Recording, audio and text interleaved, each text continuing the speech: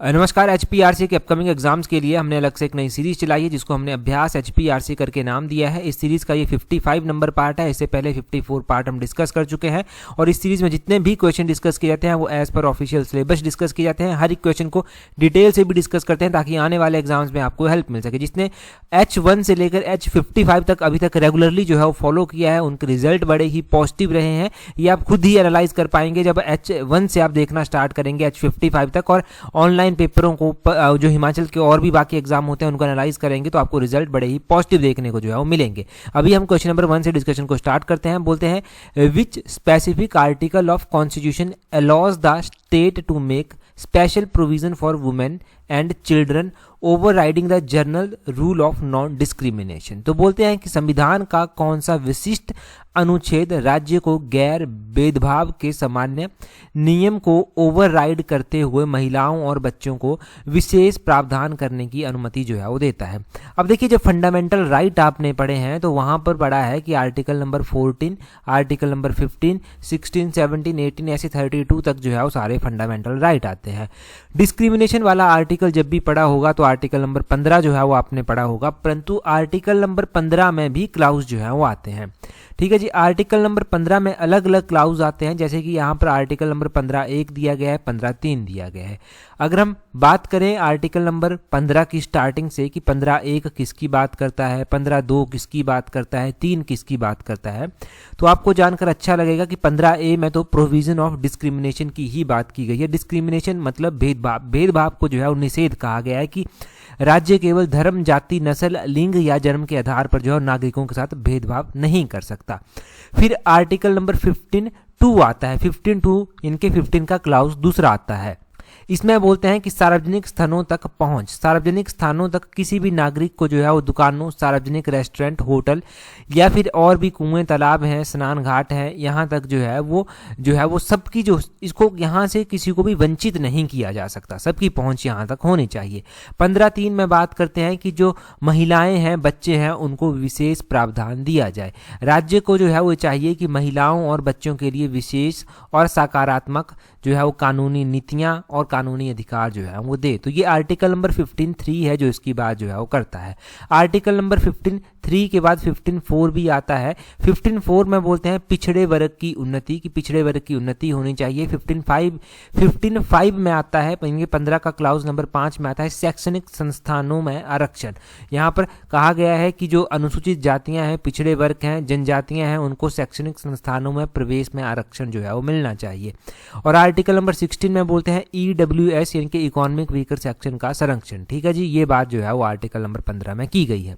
मैंने article number 15 बता दिया। आप बोलेंगे कि एचपीआरसी जो है वो इस तरह के क्वेश्चन नहीं पूछ सकता, तो एचपीआरसी का ही ये क्वेश्चन है जो टीजीटी आर्ट्स में जो था वो पूछा गया था। बस ये आपको बताना था यहाँ पर डिटेल से और आने वाले एग्जाम के लिए तैयार करना था, तो अब कोई गलती नहीं होनी चाहिए। अगला क्वेश्चन देखिए क्या बोलते हैं during the Mughal rule which officer was entrusted with the maintenance of all record related to mansabdar. तो बोलते हैं कि मुगल शासन के दौरान मनसबदारों से संबंधित सभी अभिलेखों के रख रखाव का कार्य किस अधिकारी के सुदूर होता था। तो देखिए, जो बोलते हैं कि ये जो मुगल थे ना, इनका जो कार्यकाल था, इसमें मनसबदारों से संबंधित सभी जो अभिलेख होते थे उनके रख रखाव का कार्य किसको दिया जाता था। क्या वाक़े नवीस को, क्या खाने सम्मन को, क्या मीर नवीस को, क्या दीवाने आला को, किसको दिया जाता था। तो ये किसका रिस्पॉन्सिबिलिटी थी, ये जो है वो यहाँ पर ऑप्शन सी देखिए, मीर बख्शी की जो है वो रिस्पॉन्सिबिलिटी थी। अब हम यहाँ पर ना कुछ और भी चीज़ें जो है वो जान लेते हैं। क्या क्या हम यहाँ पर जानते हैं। देखिए, सबसे पहले तो यहाँ पर मनसबदार शब्द जो है वो इस्तेमाल किया गया है ऑप्शन में। तो मनसबदार क्या होते थे? मनसबदार जो है वो एक पद धारक हुआ करता था। जो सैनिक होते थे ना, जो घुड़सवार सैनिक होते थे, बेसिकली उनके ऊपर वो रूल करता था। तो मनसबदार का भी रिकॉर्ड रखने के लिए, मनसबदारों से संबंधित सभी अभिलेखों का रख रखाव करने के लिए जो है वो मीर बख्शी को बनाया गया था। मीर बख्शी बेसिकली क्या करता था, ये सैनिक विभाग का प्रमुख होता था। ये भर्ती और खुफिया जानकारी के लिए जो था वो जिम्मेदार होता था और इसको ही ये मनसबदारों से संबंधित रिस्पॉन्सिबिलिटी भी दी गई थी। यहाँ पर वाक़े नवीस जो है वो दिया गया है। अगर हम वाक़े नवीस की बात करेंगे, फिर हम दीवाने आला की बात भी करेंगे। तो वाक़या नवीस जो है वो समाचार समाचार जो रिपोर्टर होते थे या फिर रिकॉर्डर होते थे, जो समाचार का रिपोर्ट करेगा या फिर रिकॉर्ड रखेगा, उसको जो है वो बोलते थे वाक्य नवीश। ठीक है जी। यहाँ पर जो है वो खाने सम्मन भी दिया गया है। खाने सम्मन की अगर हम बात करें तो खाने सम्मन को जो है वो दीने सम्मन भी बोलते हैं। ये शाही परिवार के जो कार्यशालाएं हुआ करती थी, कारखाने हुआ करते थे, उसका जो है वो प्रभारी हुआ करता था। यहाँ पर दीवाने आला भी यहाँ पर दिया गया है। तो दीवाने आला किसको बोलते थे? दीवाने आला मुख्यमंत्री या फिर जो वित्त मंत्री हुआ करता था उसको बोला जाता था। तो ये सब आप ध्यान रखें। पिछले कल भी हमने गुप्ता पीरियड के बारे में पढ़ा था इसी सीरीज में, तो उसको भी नोट करना, क्योंकि ऐसी जानकारी बहुत ज़्यादा डिटेल में किताबों में नहीं दी गई है। तो आपको ये नोट करनी है ताकि एग्जाम में आगे भी पूछी जाए तो आप इसका आंसर कर पाएँ, क्योंकि एक ही एग्जाम के लिए आपको जो है वो तैयारी नहीं करनी, आपको और भी बहुत सारे एग्जाम्स के लिए तैयारी करनी है। तो उसके लिए आपको मेंटली भी प्रिपेयर होना है और अपनी किताबों को भी साथ साथ में अपडेट करना है। आगे बोलते हैं, in India the minimum variation in a daily and annual temperature is observed in which region. तो बोलते हैं कि भारत में दैनिक और वार्षिक तापमान में न्यूनतम भिन्नता किस क्षेत्र में देखी जाती है? तो इंडिया में अगर हम बात करें तो हिमालयन क्षेत्र आता है, तटीय क्षेत्र आते हैं, बिहार के मैदान आते हैं, थार मरुस्थल आता है।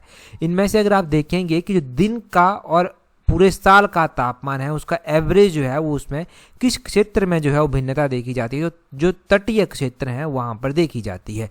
ऑप्शन बी इसका सही आंसर हो जाएगा। देखो, तटीय क्षेत्र की भी बात की जा रही है तो ऑप्शन में जो है ये भी दिया जा सकता है कि coastal region of southern India, यानी कि जो दक्षिण भारत है उसके तटीय क्षेत्र जो है, यहाँ पर ऑप्शन में ये भी हो सकता था। तब भी ऑप्शन सही होगा, क्योंकि जो कोस्टल रीजन है साउदर्न इंडिया के, वहाँ पर पर्टिकुलरली ये जो है वो चीज़ें देखने को मिलती हैं। अगर यहाँ पर भी हम पर्टिकुलर वे में बात करते हैं ना, तो जो अंडमान निकोबार आइलैंड है वहाँ पर तिरुवनंतपुरम है केरला का, वहाँ पर ये ज़्यादा वेरिएशन जो है वो देखने को मिलती है। यहाँ पर इसके पीछे के रीजन अगर आप देखेंगे तो एक तो ये समुद्र के नज़दीक हैं, तब ये वेरिएशन देखने को मिलती हैं।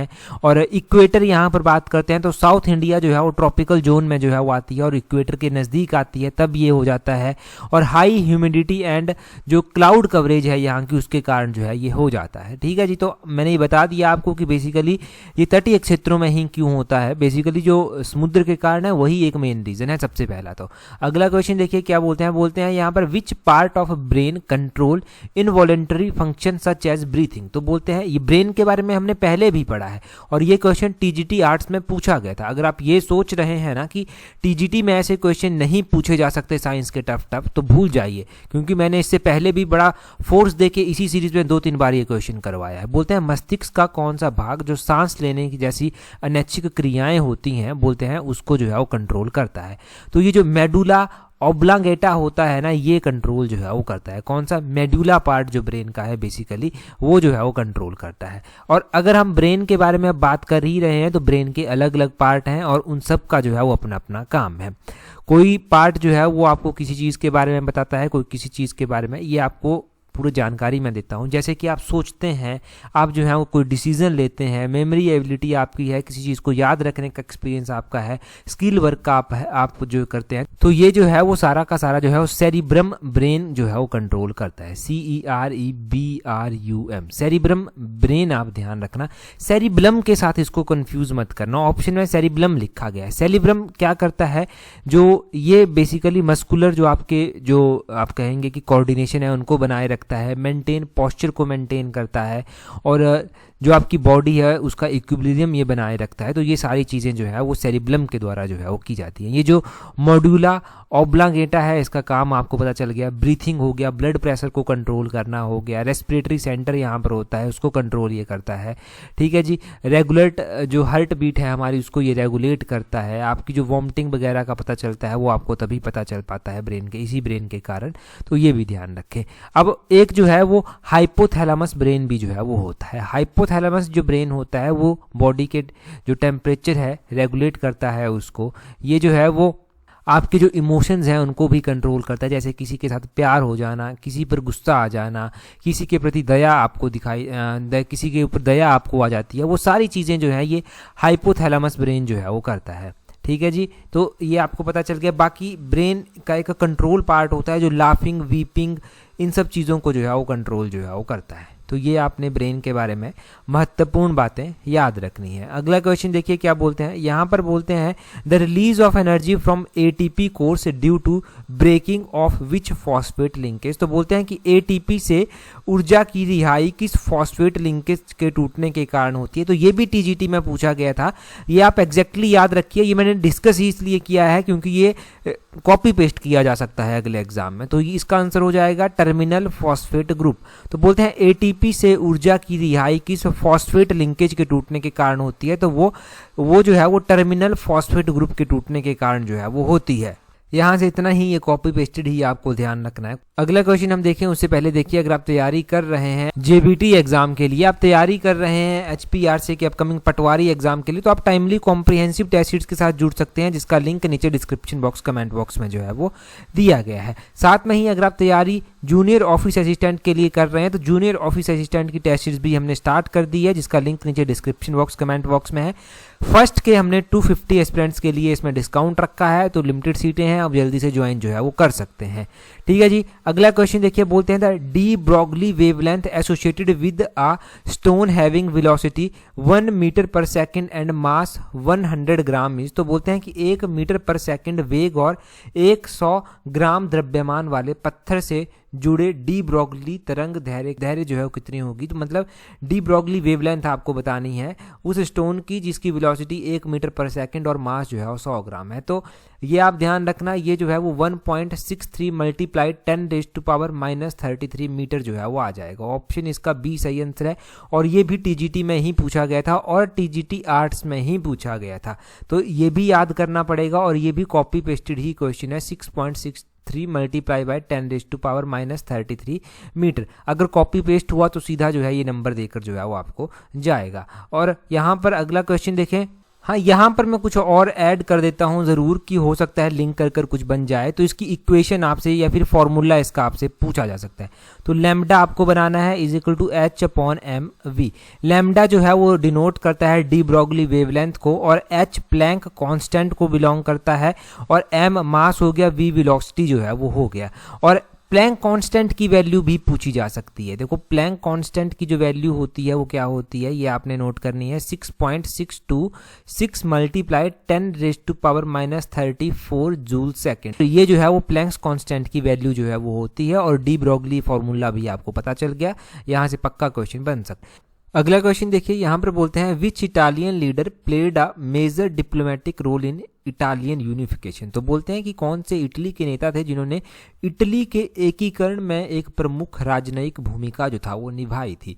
तो इटली के एकीकरण में जो प्रमुख राजनयिक भूमिका निभाई गई थी वो कैवोर के द्वारा निभाई गई थी। ऑप्शन बी जो है वो इसका सही आंसर जो है वो होगा। तो कैवोर नाम यहाँ से ध्यान रखें। और हमने ऐसा ही क्वेश्चन जो है वो एक और इससे पहले H47 पार्ट में भी जो है वो पढ़ा है कि जर्मनी की यूनिफिकेशन के लिए जो था वो कौन रिस्पॉन्सिबल था। तो जर्मनी की यूनिफिकेशन के लिए जो है वो बिस्मार्क जो था वो रिस्पॉन्सिबल था, बिस्मार्क रिस्पॉन्सिबल था। और वहाँ पर हमने जो है वो इटली का भी पढ़ा था। ये एक्सपेक्टेड मोस्ट एक्सपेक्टेड क्वेश्चन है यहाँ पर। अगला क्वेश्चन देखिए, बोलते हैं in which year did the ASEAN charter officially come into force. तो यहाँ पर आसियान की बात नहीं की गई है, यहाँ पर आसियान चार्टर की बात जो है वो की गई है। अगर हम बात आसियान की करते तो इसका आंसर हो जाता है कि आसियान की स्थापना 1967 में जो था वो की गई थी, परंतु आसियान चार्टर जो अस्तित्व में आया था वो 2008 में जो था वो आया था। ऑप्शन बी इसका सही आंसर हो जाएगा। अगर आसियान की बात करते हैं कि आसियान में जो है कौन कौन से मेंबर कंट्रीज जो है वो आती हैं, तो ये भी इंपॉर्टेंट है। आसियान में जो मेंबर कंट्रीज आती हैं वो बेसिकली 10 थी, एक और कंट्री अभी यहाँ पर ऐड हो गई है, तो टोटल 11 हो गई है। अब इसको 10 कंट्रीज में आप ध्यान रखेंगे कि इसमें जो है ब्रुनेई आता है, Cambodia, Indonesia, Laos, Malaysia, Myanmar, Singapore, Vietnam, Thailand और जो है वो फिलीपींस जो है वो आता है। तो ये जो है वो टोटल 10 कंट्रीज यहाँ पर आती हैं। जो नई कंट्री यहाँ पर जुड़ी है 11वें नंबर की कंट्री, वो तैमूर लिस्ते कंट्री जो है वो जुड़ी है। तो तैमूर लिस्ते का नाम भी आपको पता होना चाहिए। और आसियान की स्थापना 1967 में की गई थी, ये तो आपको पता ही है। आसियान का जो हेडक्वार्टर है वो कहाँ पर स्थित है, इंडोनेशिया के जकार्ता में इसका हेडक्वार्टर स्थित है। और आसियान चार्टर के बारे में आपको अलग से जानकारी यहाँ पर मिली। अगला क्वेश्चन देखेंगे हमारे पास क्या पूछा गया है अगले क्वेश्चन में यहाँ पर बोलते हैं which of the following was associated with the newspaper Sandhya during the extremist period. तो बोलते हैं कि संध्या न्यूज़पेपर के साथ जो है वो इनमें से कौन सा व्यक्ति जो है वो जुड़ा हुआ है या फिर कौन सा लीडर जो है वो जुड़ा हुआ है। तो अलग अलग न्यूज़पेपर जो है वो आए। अब बोलते हैं कि संध्या न्यूज़पेपर के साथ जो लीडर जुड़ा हुआ है वो ब्रह्म बांधव उपाध्याय जो है वो जुड़े हुए हैं। बेसिकली यहाँ पर आप जो है वो ऑप्शंस को एलिमिनेट कर सकते हैं कि बिपिन चंद्र पाल, अरविंदो घोष और बाल गंगाधर तिलक जो है वो आपने पढ़े हैं, तो ये ऑप्शंस में जो है वो आप एलिमिनेट कर देते और ब्रह्म बांधव उपाध्याय यहाँ पर बचते हैं तो इनको जो है वो आप टिक कर देते। यहाँ पर एक और बात ध्यान रखें कि ऑप्शंस ऐसे होते हैं पेपर में जब तब ऐसा कई बार माइंड नहीं भी चलता है। तो ऐसा माइंड ना चलने के पीछे का रीज़न लैक ऑफ प्रैक्टिस हो सकता है। पेपर में जाने से पहले जितनी प्रैक्टिस कर सकते हैं ना उतनी प्रैक्टिस करके जाना, यहाँ से थोड़ा सा ब्रेन खुल जाता है और पता चलता है कि ऑप्शंस को किस किस तरह से टिक किया जा सकता है, क्योंकि यहाँ पर सारे ही ऑप्शंस कर आपको आना है। यहाँ पर जो है वो ऑप्शंस या किसी क्वेश्चन को आप नहीं छोड़ सकते क्योंकि नेगेटिव मार्किंग नहीं है यहाँ पर। आगे बोलते हैं यहाँ पर कम्युनलिज्म इन मॉडर्न इंडिया, ये भी एक पुस्तक है। तो कम्युनलिज्म इन मॉडर्न इंडिया पुस्तक जो है वो बिपिन चंद्र के द्वारा जो है वो लिखी गई है। ये भी ज़रूर ध्यान रखें कि ये किताब किसके द्वारा लिखी गई है। आगे बोलते हैं डेमोक्रेटिक डेफिसिट प्राइमरली मीन्स, तो लोकतांत्रिक घाटे का मुख्य रूप से क्या अर्थ है। तो डेमोक्रेटिक जो डेफिसिट बोलते हैं वो किसको बोलते हैं। सबसे पहले ऑप्शन में है complete absence of democratic institution. देखो यहाँ पर डेमोक्रेटिक डेफिसिट की बात की गई है, मतलब घाटा है उसका, तो कंप्लीट एब्सेंस तो नहीं होगी डेमोक्रेसी की, ये गलत हो गया। दूसरे में बोलते हैं यहाँ पर the gap between democratic ideals and democratic governance performance. ये हो सकता है कि डेमोक्रेटिक आइडियल्स और डेमोक्रेटिक गवर्नेंस की परफॉर्मेंस के बीच में जो है वो थोड़ा सा गैप है। आगे बोलते हैं एक्सेसिव गवर्नमेंट ट्रांसपेरेंसी, कि गवर्नमेंट की ट्रांसपेरेंसी ज़्यादा है या फिर ओवरवेलमिंग वोटर पार्टिसिपेशन। तो ये भी नहीं होगा, ये भी नहीं होगा, ऑप्शन बी ही इसका सही आंसर होगा, gap between democratic ideals and democratic governance. ऐसे क्वेश्चंस देखिए हमने पिछले कल भी डिस्कस किए थे, जो बेसिकली जो है वो आपकी थोड़ी सी जो है वो तैयारी को जो है वो शेप देते हैं। और ऐसे ही क्वेश्चंस की पीडीएफ जो है 50 लगभग क्वेश्चन मैं आपके साथ टेलीग्राम पर भी शेयर करूंगा, ठीक है। जिन्होंने जो है वो टेस्ट सीरीज ग्रुप ज्वाइन किया है उनके साथ मैंने ये ज्वाइन कर दी है। अगला क्वेश्चन देखिए, यहाँ पर वन लाइनर क्वेश्चन हमारे पास जो है वो चलते हैं। वन लाइनर क्वेश्चन बहुत सारे हैं हमारे पास। बोलते हैं the vice president of India shall ex officio chairman of council of state, यानी कि राज्यसभा अंडर। तो जो आपको पता है राज्यसभा के जो चेयरमैन होते हैं वो वाइस प्रेसिडेंट ऑफ इंडिया होते हैं। अब ये कौन से आर्टिकल के तहत होते हैं, ये आर्टिकल 64 के तहत होते हैं। Right to constitutional remedies was term the soul of constitution. तो ये किसने कहा था, तो इसको हर्ट एंड सोल कहा गया था बी.आर. अम्बेडकर जी के द्वारा। ऑप्शन इसका बी.आर. अम्बेडकर होगा। बोलते हैं primary function of finance commission of India is, तो ये भी आसान है कि फाइनेंस कमीशन का फंक्शन क्या है। ये पता नहीं किसी एग्जाम में पूछा भी गया था शायद पहले क्वेश्चन। तो बोलते हैं to distribute revenue between state and centre. तो रेवेन्यू डिस्ट्रीब्यूट करना है स्टेट और सेंटर के बीच में, ये जो है वो प्राइमरी फंक्शन है। आगे बोलते हैं नेशनल वोटर्स डे कब मनाया जाता है, तो ये 25 जनवरी को मनाया जाता है। ये टेलीग्राम पर मैंने क्यूज की फॉर्म में भी जो था वो डाला था। 25 जनवरी को हमारा हिमाचल का जो है वो पूर्ण राज्य का दर्जा मिला था, तो पूर्ण राज्यत्व दिवस भी जो है वो मनाया जाता है हिमाचल का। 25 जनवरी को ही एक और इंपॉर्टेंट डे मनाया जाता है जो टेलीग्राम पर मैंने क्यूज के रूप में फॉर्म जो है वो आपके साथ शेयर किया था, वो है नेशनल टूरिज्म डे। तो नेशनल टूरिज्म डे भी ध्यान रखना है कि कब जो है वो मनाया जाता है, ठीक है जी। ये पता चल गया आपको नेशनल टूरिज्म डे कब मनाया जाता है, वोटर्स डे कब मनाया जाता है, और साथ में ही जो है वो आपने हिमाचल का जो पूर्ण राज्यत्व दिवस है उसके बारे में भी जान लिया। अब देखिए यहाँ पर वर्ल्ड वेटलैंड डे का भी ध्यान रखिए, क्योंकि ये क्यूज भी टेलीग्राम पर मैंने पोस्ट किया है। फरवरी 2 को मनाया जाता है। इंडियन कोस्ट गार्ड डे ये कब मनाया जाता है, ये फरवरी 1 को जो है वो मनाया जाता है। तो ये डे आप एडिशनली जोड़ लेना है यहाँ पर। Article 17 of constitution of India abolishes the evil. तो बोलते हैं कि 17 आर्टिकल जो है 17 नंबर का आर्टिकल ये किस बुराई को समाप्त करता है, तो ये जो है वो अनटचेबिलिटी को जो है वो समाप्त करता है, ठीक है। आर्टिकल नंबर 15 तो हमने बहुत डिटेल से पढ़ ही लिया। आर्टिकल नंबर 17 की बात करें तो ये जो है वो छुआछूत या फिर अस्पृश्यता आप कह लीजिए, इसको पूरी तरह से समाप्त करने की बात जो है वो करता है।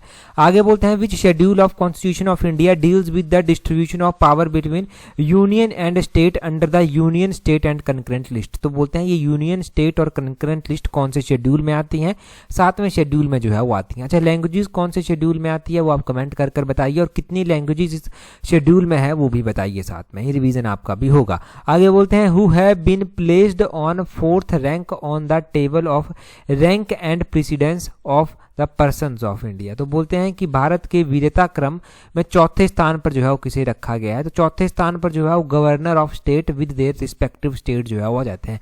स्टेट्स के गवर्नर आएंगे, अब कौन सा स्टेट कैसा है पॉपुलेशन के हिसाब से, एरिया के हिसाब से, वो अलग से डिपेंड करता है।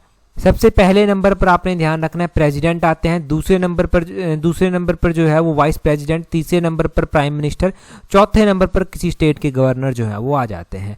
अगला क्वेश्चन देखिए, बोलते हैं to address both houses of parliament assembled together at the first session after each general election to the Lok Sabha. तो बोलते हैं प्रेसिडेंट ऑफ इंडिया की रिस्पॉन्सिबिलिटी है एड्रेस करना। हु एड्रेस था, बोलते हैं तो प्रेसिडेंट एड्रेस करते हैं both the houses of parliament assembled together at the first session after each general election. आगे बोलते हैं who administers the oath of office of speaker of Lok Sabha. तो स्पीकर ऑफ लोकसभा होते हैं, उनकी कोई ओथ नहीं होती, no oath required for the post of speaker.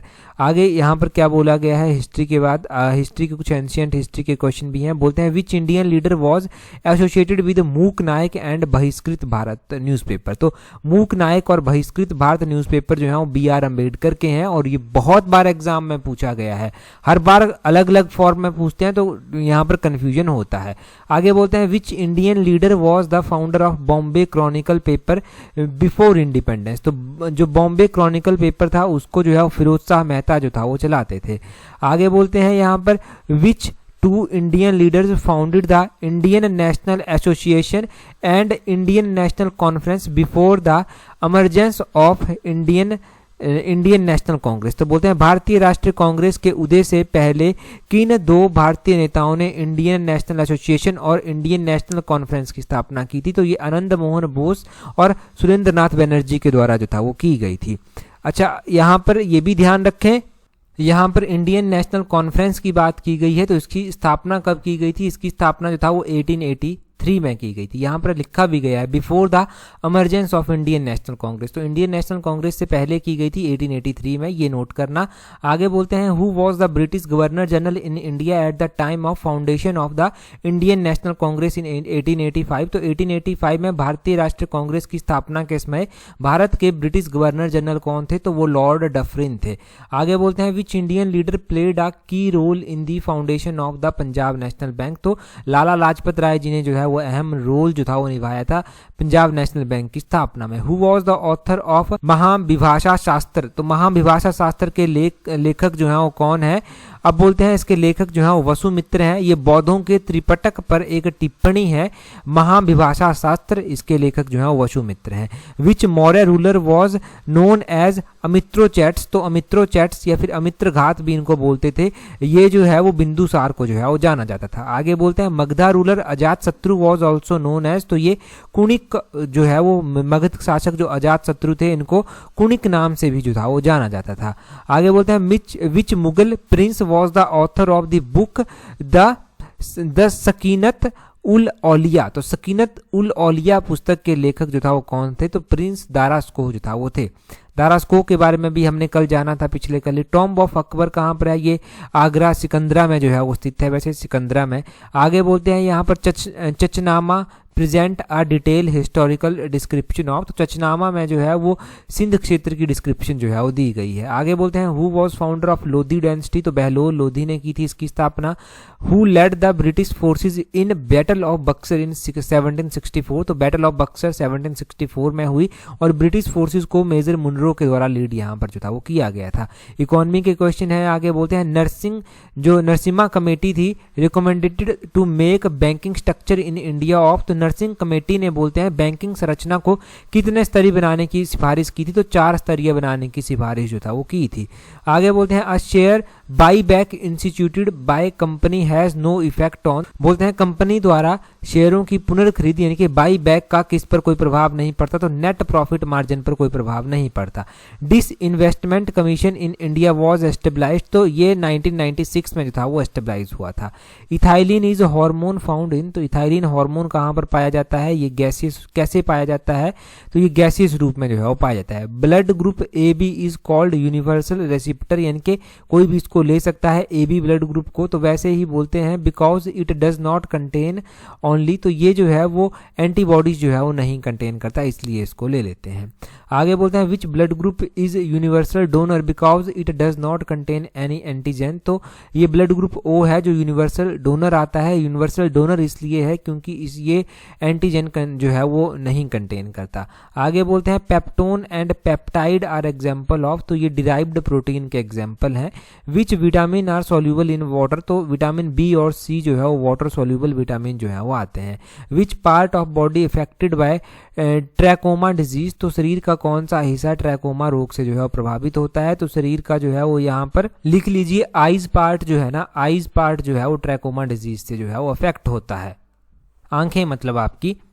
अगला क्वेश्चन देखिए, बोलते हैं what was primary cause of first Anglo Maratha war, जो 1775 से 1782 के बीच में हुआ था। तो मैंने पिछले कल विस्तृत वे में पूरी कहानी आपको बताई थी कि कैसे ये एंग्लो मराठा वॉर हुआ और किस संधि से ये रुक भी गया।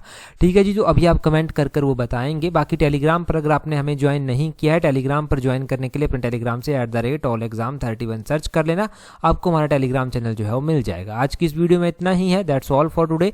Thank you very much for watching and listening it very patiently।